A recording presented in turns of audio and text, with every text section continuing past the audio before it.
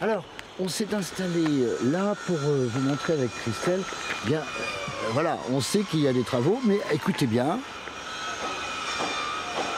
Les compagnons du devoir Ils sont en train de travaillent. travailler. Et alors, vous avez, Christelle, fait une chose qui est assez drôle. Vous avez joué avec la communication, on va dire. Dans cette communication, vous avez fait des pancartes où il y a, c'est vraiment, c'est très bizarre. C'est pendant les travaux, la visite continue, c'est ça, en résumé. Ah, complètement. On montre les coulisses du chantier. On a une exposition qui explique ce que c'est que le métier de charpentier, de couvreur, également de tailleur de pierre. On raconte les matériaux avec une matériothèque. Toutes nos visites commentées racontent l'histoire du château à travers ces différents chantiers depuis le XVIe siècle jusqu'à aujourd'hui. Alors, ce qui serait bien maintenant, on va se retrouver dans quelques instants au cœur des travaux, d'accord? Nous y allons. Allez, on y va. À tout de suite.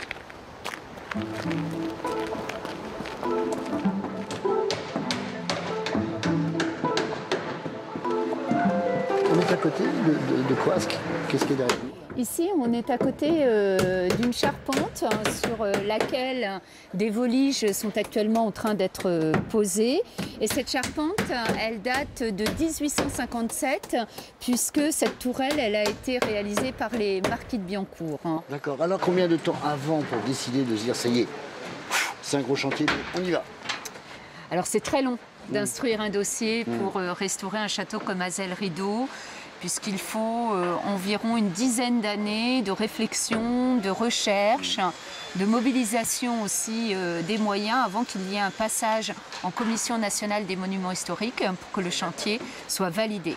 Quant à la phase opérationnelle, on est entré en chantier au mois de janvier de cette année et le calendrier prévisionnel permet de dire que le chantier sera terminé aux environs de novembre 2017.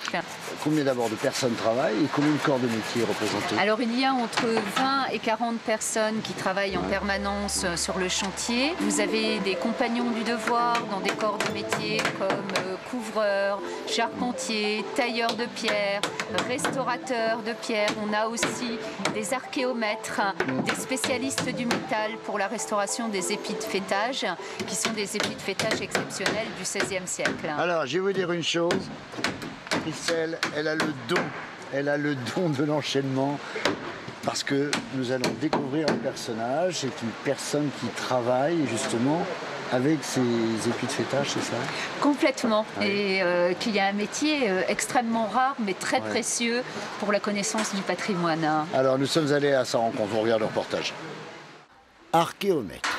Archéomètre, qu'est-ce que cela veut dire? Avec un nom pareil, donc direction le dictionnaire. L'archéométrie est une discipline scientifique mettant en œuvre des méthodes physiques ou chimiques pour les études archéologiques. Bon, confirmation.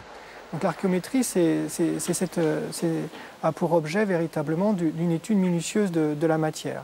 Mais l'objectif, c'est surtout de donner des arguments pour comprendre ce qu'était le monument à son origine. Les tables de plomb et les épis de fêtage de la toiture étaient polychromes. Cette couverture impose donc une étude très approfondie. Les indices laissés par les deux restaurations précédentes donnent de nombreuses informations sur les techniques et la méthode. En deux mots, un véritable travail de fourmi. Ces tables vont être mises en place.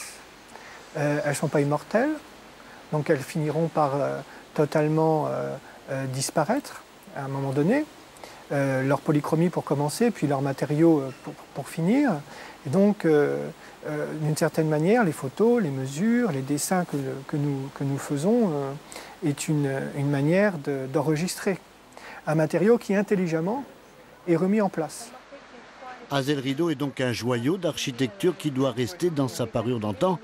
Après ces nombreuses mesures et notes, les restaurateurs pourront ensuite intervenir.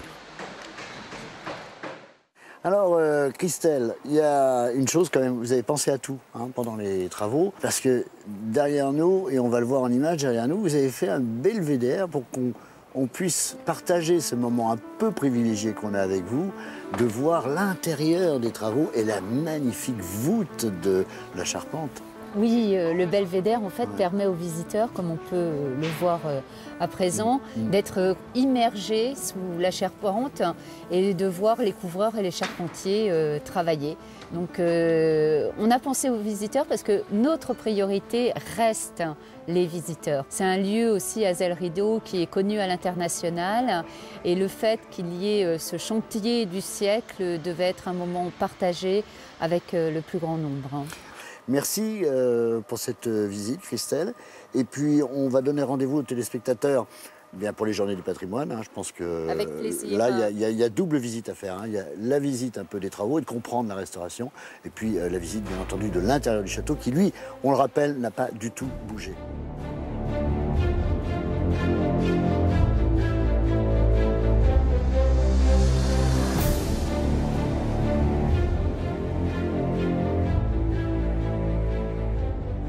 Voilà, alors en effet, nous avons rencontré des personnes, ici, des touristes qui étaient là, ils nous disaient « Oh, c'est pas très joli, c'est un peu dommage que ce château soit empaqueté, mais il faut bien faire les travaux. » J'espère qu'on vous a donné envie d'aller visiter ce château d'Azell Rideau et je vous souhaite d'ores et déjà de bonnes journées du patrimoine.